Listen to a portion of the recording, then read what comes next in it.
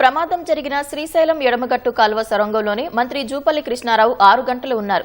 లోపలి పరిస్థితులను పరిశీలించేందుకు ఆదివారం మధ్యాహ్నం 1 గంటకు చిన్నపాటి రైలులో విపత్తు దళాలతో నల్గొండ సీఐ అజయ్ కుమార్ తో కలిసి మంత్రి లోపలికి వెళ్లారు. విపత్తు బృందాలతో రక్షణకు సంబంధించిన పలు చర్యల్లో ఆయన పాల్గొన్నారు. దాదాపు 6 గంటల అనంతరం చెమటలు బురదతో బయటకు వచ్చారు. లోపల చాలా క్లిష్ట పరిస్థితులు ఉన్నాయి అంటూ ఆవేదన వ్యక్తం చేశారు. రెస్క్యూ ఆపరేషన్లను స్వయంగా పరిశీలించిన జూపల్లి పరిస్థితి ఆశాజనకంగా లేదని నిరాశ నిస్పృహకు గురయ్యారు. అక్కడ ఫార్మేషన్ మట్టిగా రాయకుందో లూజ్ ఉన్నట్టుంది.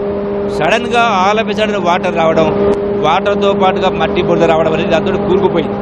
మిషన్ కూరుకుపోయింది. మొత్తం టన్నుల్లో కూడా 13-14 అడుగుల లోతుల మొత్తం బురదమయం అయిపోయింది. సో నడిచిపోయే పరిస్థితి లేదు, తీద్దామంటే మిషన్ పోయే పరిస్థితి లేదు. అయినా కూడా బురద పైన ఇప్పుడు నడుచుకుంటూ పోయే ప్రయత్నం చేసి రబ్బర్ ట్యూబులో టైర్లో వ్యవహారం చేసి దానిపై నడుచుకుంటూ పోయే ప్రయత్నం చేస్తూ ఉన్నాం. ఇక్కడ పెద్ద పెద్ద మోటార్లు తిప్పడం జరిగింది, వాటర్ డివాటర్ ఇవన్నీ చేస్తూ ఉన్నాం. అయితే వాళ్ళ లోపల పరిస్థితి ఇప్పుడు ఏమీ చెప్పే పరిస్థితి లేదు.